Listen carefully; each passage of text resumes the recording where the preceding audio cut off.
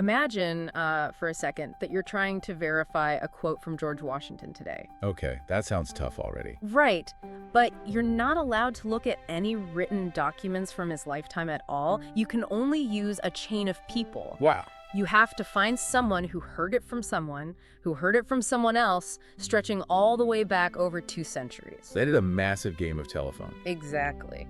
Now imagine taking that single orally transmitted quote and using it to build an entire legal, ethical, and spiritual system for millions of people. It sounds impossible. It really does.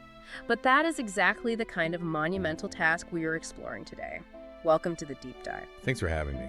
It really is an incredible framework to think about. We're looking at a civilization that tried to anchor its entire future to its past. Yeah.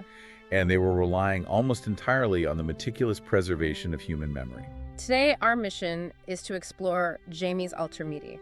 It's one of the 6 canonical hadith collections in Sunni Islam. Yes, an incredibly foundational text. And we are pulling our insights from a really comprehensive academic research paper detailing the history and methodology of the text. Along with a really fascinating document we reviewed. Right, the one that tackles 100 critical, taboo, and multi-perspective questions about the book. Yeah, that document pulls no punches. It doesn't.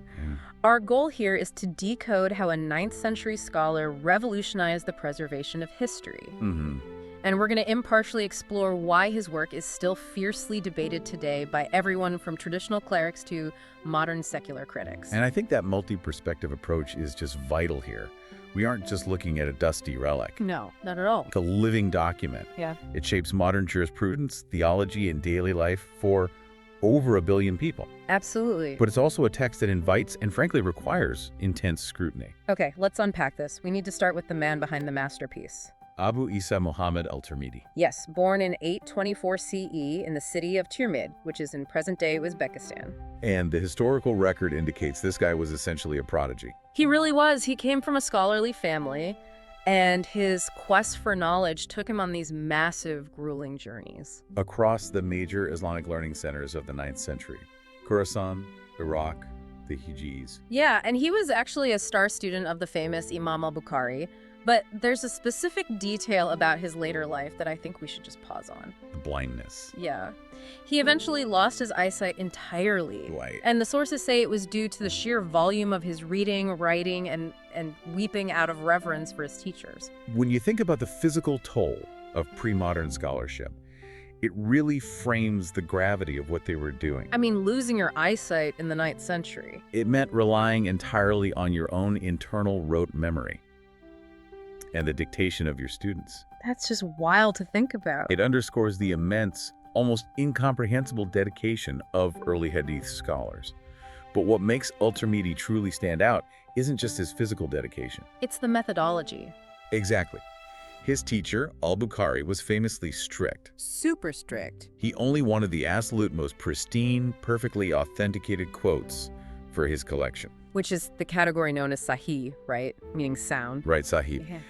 But Al-Tirmidhi realized that if you only keep the absolutely perfect transmissions, you lose a vast amount of valuable historical and legal context. You throw the baby out with the bathwater. Exactly. So he pioneered the systematic use of a new category, Hasan. Which translates to good. Yes. Think of it kind of like a credit score. Okay, I like that analogy. A Sahih hadith is like a perfect 800 credit score. Right.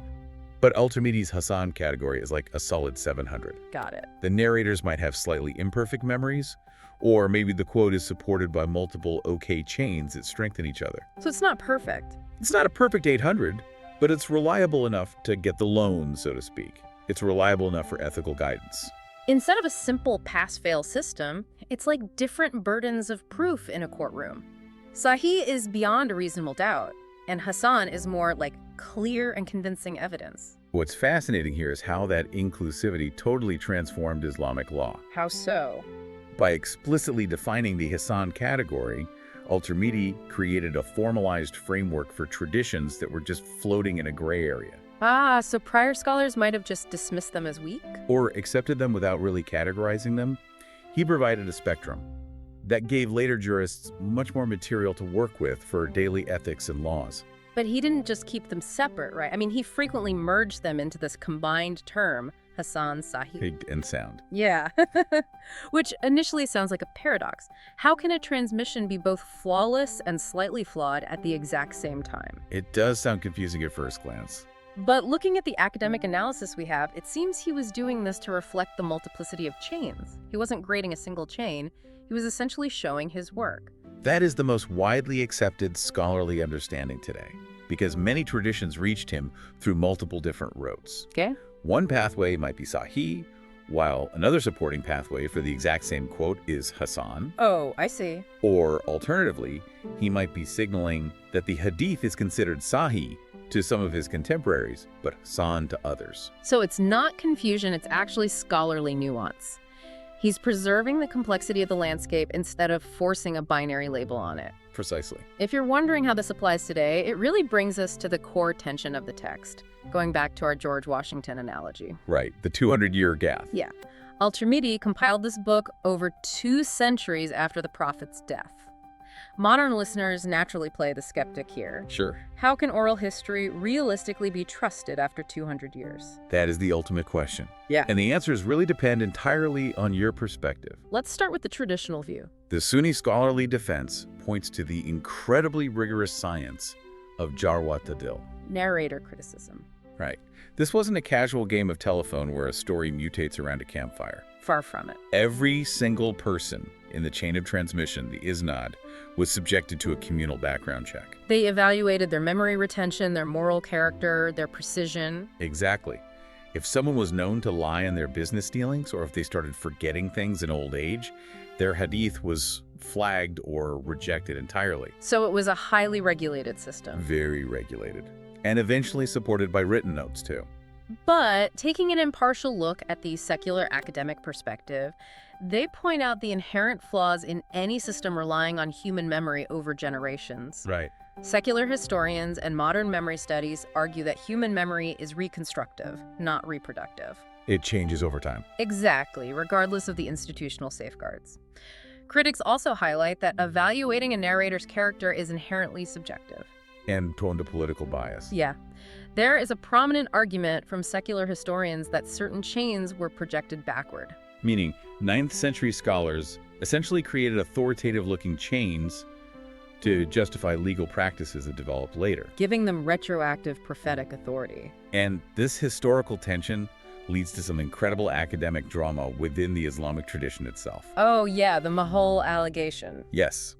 There is a famous allegation involving a highly prominent 11th century Andalusian scholar named Ibn Hazm. He reportedly called Al-Tirmidhi Mashhur. Which means unknown, or an unrecognized authority. Which is wild. If that were taken at face value, it would completely undermine the book's canonical status in the Islamic West. But the research thoroughly debunks that narrative. The historical timeline shows that James al-Tirmidhi reached Islamic Spain a full century before Ibn Hazm died. And it was actually cited by Ibn Hazm's own teachers. Right. It's historically implausible that a scholar of his magnitude didn't know who al-Tirmidhi was. The consensus is that the quote was either taken out of context, misunderstood, or perhaps referring to a specific isolated chain, not the man himself. Ultimately, al-Tirmidhi's elite status was universally cemented by later hadith masters like al-Dahabi. If we connect this to the bigger picture, it tells us something profound about how intellectual authority is built and defended. Yeah. Canonization doesn't happen overnight. It's a process of intense debate, peer review, and sometimes defending against prominent detractors. Here's where it gets really interesting. We tend to look back at these 9th century collections and assume they were rigid, sectarian echo chambers. Right. But al-Tirmidhi included narrators in his book with known Shia inclinations. People like Ali ibn Talib and Muhammad ibn Fudayl. This is a foundational, canonical Sunni text heavily relying on transmitters who held Shia theological views. Well, in the 9th century, the strict sectarian boundaries we were familiar with today were still somewhat fluid. Okay. Classical Sunni hadith criteria prioritize a narrator's honesty and precision over their theological orthodoxy. So their personal theology didn't disqualify them? The operating logic was fascinating. If a Shia narrator was known to be meticulously truthful and didn't actively preach against core Sunni tenets, their transmission was accepted. Their views on political succession didn't invalidate their professional integrity as a transmitter of historical data. Exactly. But To bring in the Shia counter-perspective, Shia scholars point out that this inclusivity had a very specific ceiling. It wasn't a free-for-all. Right.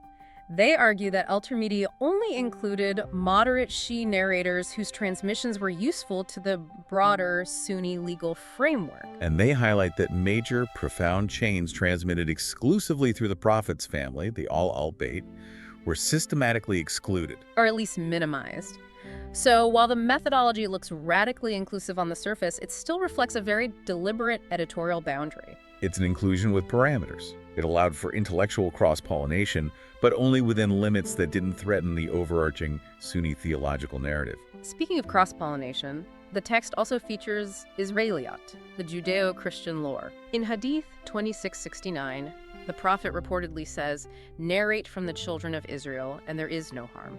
And we see Al-Tirmidhi applying this. For example, including narratives that describe the plague as a punishment originally sent upon the Israelites. Right. If we connect this to the bigger picture, early Islam didn't develop in a vacuum. It absorbed, filtered, and engaged with the stories of the Jewish and Christian communities living throughout the Middle East. The distinction Sunni scholars make is crucial here, though. They are careful to separate these stories from binding Islamic law. Very true.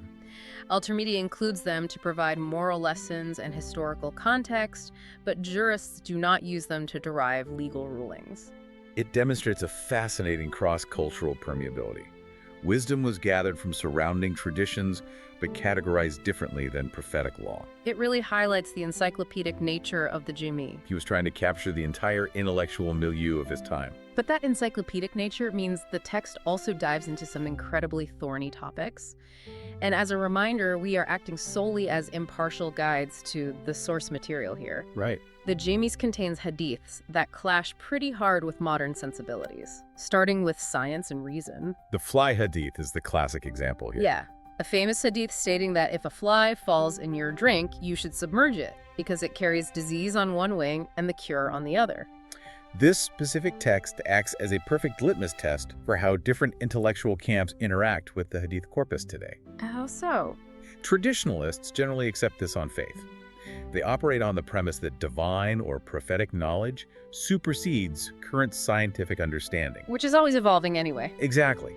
Some even look for modern entomological studies to try and harmonize the text with current science. Contrast that with the rationalists. The classical Mutazilites. Right, who championed theological logic centuries ago. They argued that hadiths contradicting established human reason should simply be rejected. Regardless of how strong the chain of narrators might be. And today, modernist and secular scholars take a different route.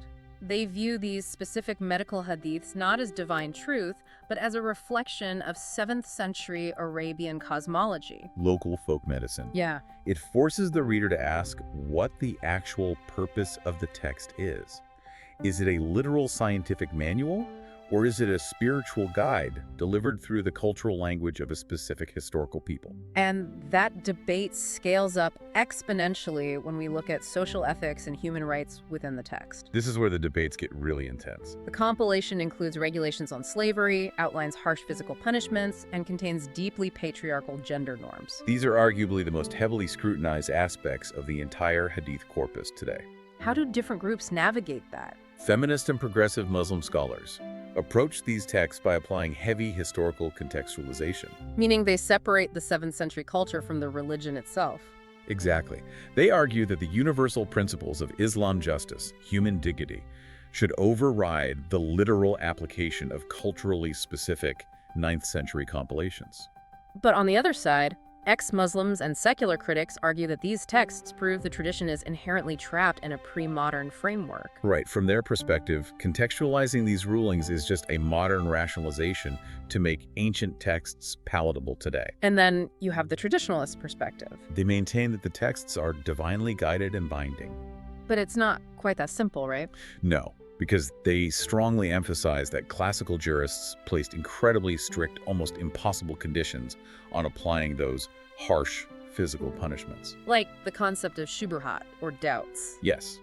They required the absolute absence of any ambiguity, need, or doubt before a punishment could be carried out. So the traditionalist argument is that these texts provide a severe moral deterrent to uphold societal sanctity, rather than a blueprint for an everyday legal reality. So what does this all mean when we get down to a specific high-stakes hadith? Let's look at a case study from the text. Hadith 3719. Ah, yes. The famous quote regarding Ali ibn Abi Talib. The Prophet reportedly said, "Ali is from me, and I am from Ali, and none should represent me except myself or Ali." It is a profound theological statement. And Tirmidhi graded this hadith as Hasan Sahih Qarib. Good, sound, but isolated in its transmission route. But there is a massive catch in the primary chain of transmission that Tirmidhi used. The chain is mursal, broken. Yes. The timeline of the narrators physically doesn't align. One of the transmitters, Ali ibn al-Hussein, is passing this quote down from his grandfather, Ali ibn Abi Talib. But the grandson died roughly 60 years after his grandfather passed away. They never met. It is physically impossible for him to have heard it directly. So the question becomes, how does a structurally broken chain make it into a canonical text with a sound grading? This perfectly illustrates the mechanics of corroboration in hadith sciences. They didn't just look at it in isolation. Right. Tirmidhi knew the quote was transmitted by at least 8 other companions of the Prophet through completely different routes. So even with a temporal gap in one chain, the sheer multiplicity gave them overwhelming confidence the event actually occurred. The event is validated, but the interpretation of that event creates entirely different theological universes. For Shia Muslims, this hadith is explicit foundational proof. Yes. The phrasing, "none should represent me except myself or Ali," is viewed as undeniably designating Ali as his exclusive successor. Whereas Sunni Muslims view this exact same validated text through a different lens. They see it as a profound statement of Ali's unparalleled spiritual excellence. And a reference to his authority for a specific historical mission, right? Exactly, like delivering a particular treaty. Yeah. But they do not interpret it as a sweeping mandate for exclusive political succession over the other companions. It's amazing how the exact same validated words can build 2 entirely different paradigms. It really is. When you step back and look at everything we've unpacked today, it's hard not to marvel at what a monumental achievement Jami al-Tirmidhi really is. It's definitely not just a dusty book of old quotes. Not at all. It's a meticulously categorized snapshot of a 9th century intellectual synthesis. It captures an entire civilization desperately trying to anchor its future to its past. Building a massive bridge of human memory across centuries to preserve its core identity. Yeah. This raises an important question, though, and it's something touched upon in question 79 from the analysis we reviewed. Okay, let's hear it. The classical Islamic hadith sciences focused overwhelmingly on the isnad, the chain of narrators. Right. Who said it to who? They scrutinized the memory, the character, and the temporal overlap of the people passing the message along. But they placed far less critical emphasis on the matan. The actual content of the quote itself. Precisely. We evaluate the messengers, not always the message. So they built this incredibly robust system for evaluating the people, but didn't always apply that same level of systemic skepticism to what was actually being said. If we spend all our time and intellectual energy proving that a chain of people perfectly memorized a statement, do we sometimes blind ourselves to asking if the statement logically fits the history, the cultural context, and the established character of the original speaker? Wow. It's a philosophical question that scholars wrestled with over 1,000 years ago. And it's a question that still deeply challenges how we consume and verify information today. So true. The next time you see a verified quote or a breaking news story online, think about this dynamic. We often check the isnad. Is the news outlet verified? Does the journalist have a good reputation? Right. But do we stop to critically analyze the man? Does the actual content of the headline make logical sense in the broader context of reality? It's a 9th century debate that maps perfectly onto our 21st century media literacy. It really does. Thank you for joining us on this deep dive. Keep questioning, keep exploring, and we'll catch you next time.